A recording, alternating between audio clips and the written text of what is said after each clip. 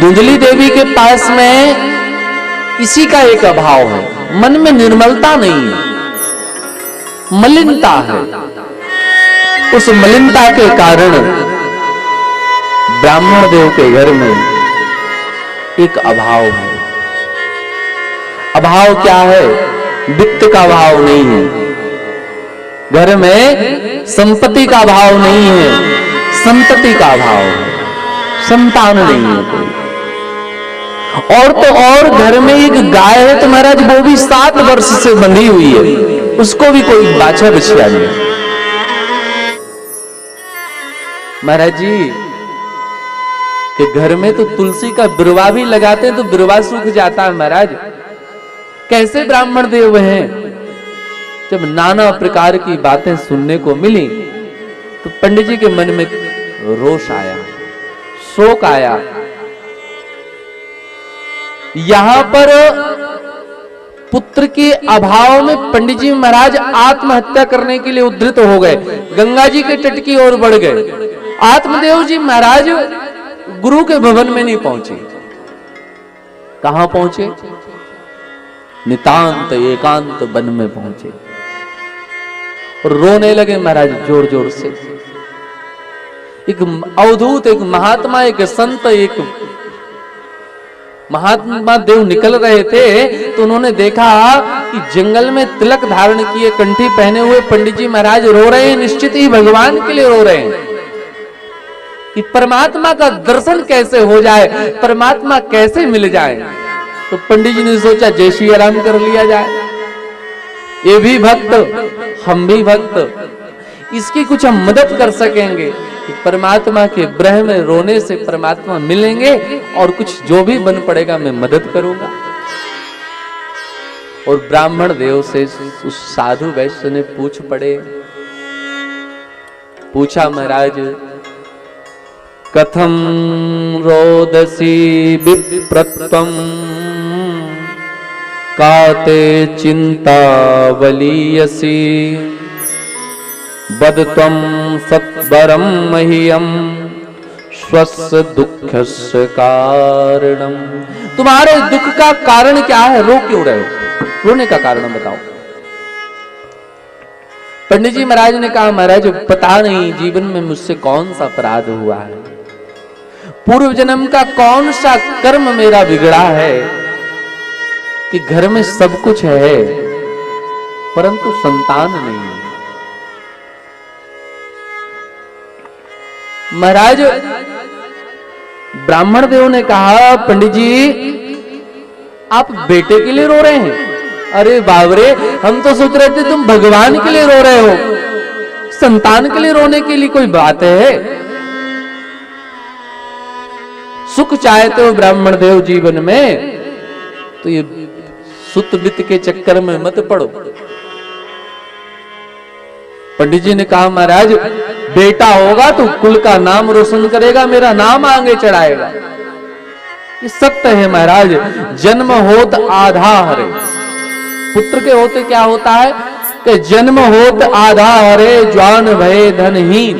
जैसे जवान हुआ तब तक धन भी खत्म कर देगा और जो बचा खुचा है अंत समय शमशान में सिर पर लकड़ी दी।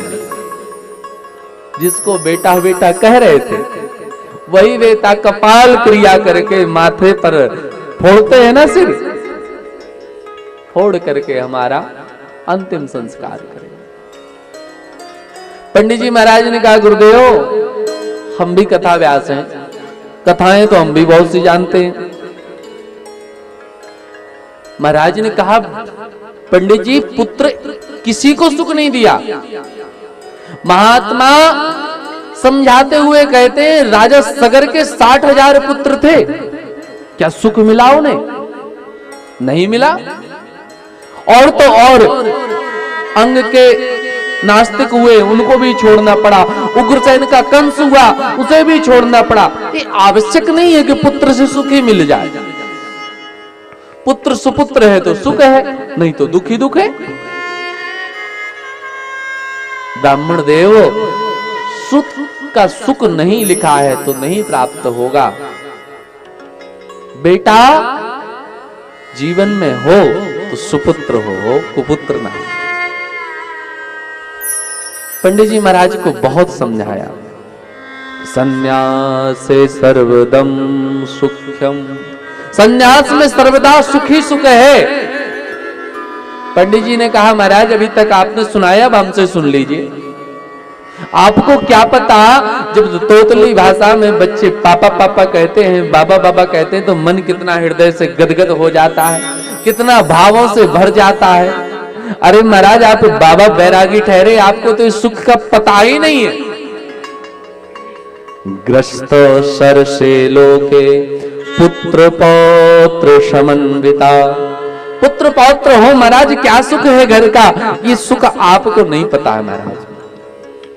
पंडित जी ने कहा महाराज ये आप आसक्ति में फंस गए हैं, केवल और केवल आपके इस आसक्ति के कारण, ममता के कारण ही आपको बंधन महसूस हो रहा है, दुख महसूस हो रहा है। और तो और आप इस जन्म की बात करते हैं, माथे की रेखा देख करके मैं बता सकता हूं, इस जन्म में नहीं 7 जन्म तक कोई बेटा नहीं होने वाला है। 7 जन्मावधि तब पुत्रो नैचैव नैवेचैव, 7 जन्म तक पुत्र नहीं होगा। सुनकर के जोर जोर से रोने लगे, महाराज हम तो अपना दुख दूर करने के लिए आपको दंडवत प्रणाम किए थे, परंतु आपने तो दुख को 7 गुना बढ़ा दिया। 1 जन्म तो छोड़िए, 7 जन्म तक पुत्र नहीं मिलेगा, इससे बड़ा दुख और क्या हो सकता है। महाराज ऐसे जीवन को रखने का कोई फायदा नहीं है, मैं आज ही अपना शरीर त्याग दूंगा। महात्मा ने कहा महाराज शरीर रखना है छोड़ना है, शरीर आपका है, मुझे जाने दो, और जाने के बाद में तुम्हें जो करना सो करना। पंडित जी ने कहा महाराज जी ऐसा नहीं है, आपके सन्मुखी छोड़ूंगा, मैं यहीं छोड़ूंगा, आपके माथे सिर पर पैर पर माथा पटक पटक करके सिर छोड़ने वाला हूं। महाराज जी ने सोचा अच्छी राम राम भाई, इससे क्या करें।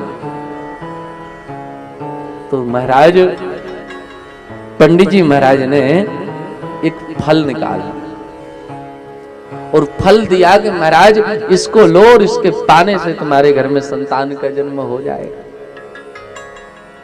ब्राह्मण देव तो खुशी से झूम उठे, नाचने लगे। महाराज महात्मा का वचन झूठा नहीं होता, निश्चित ही घर में संतान का जन्म होगा। और महात्मा की जय जयकार करते हुए संतों के प्रसाद से वह फल लेकर के अपनी धर्म पत्नी के पास में पहुंचे।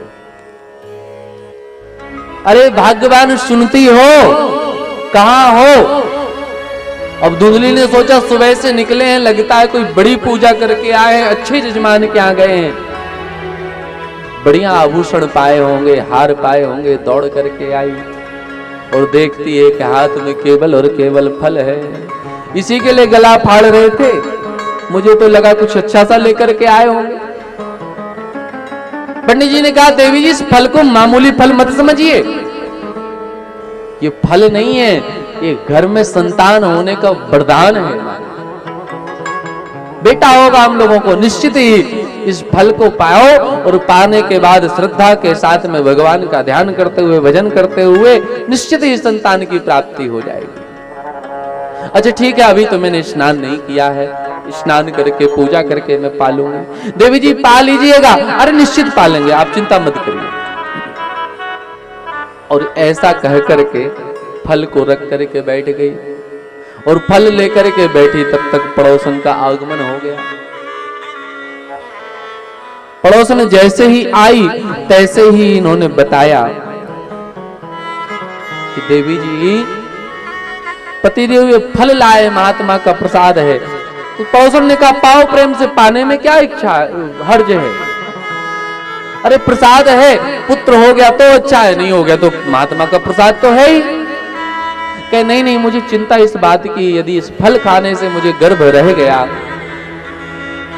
तो सुनते हैं बहन कि भूख नहीं लगती, पेट में जब बालक होता है तो भूख नहीं लगती है, और मुझे भूख नहीं लगेगी तो मेरा शरीर जीर्ण शीर्ण हो जाएगा, मैं निर्बल हो जाऊंगी, और मैं निर्बल हो गई तो मैं कमजोर हो जाऊंगी, दौड़ नहीं पाऊंगी, चल नहीं पाऊंगी।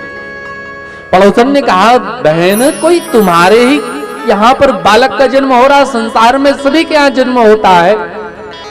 अरे किसी दिन कुछ दिन कमजोरी आएगी, खा पी के हष्टपुष्ट हो जाओगी कुछ दिन बाद। धुंधली ने कहा, मैंने सुन रखा है कि इसके फल खाने से, गर्भ होने से कभी कभी गर्भ टेढ़ा भी हो जाता, घूम भी जाता है, तो मेरे प्राण ही चले जाएंगे। और बहन कहीं आग लग गई गांव में तो मुझे जल करके मरना ही पड़ेगा, मैं भाग नहीं पाऊंगी क्योंकि पेट में बालक रहेगा। देवघाटी बजेंद्र ग्रामे पालेत गर्भणी कथम, मैं कैसे भागूंगी।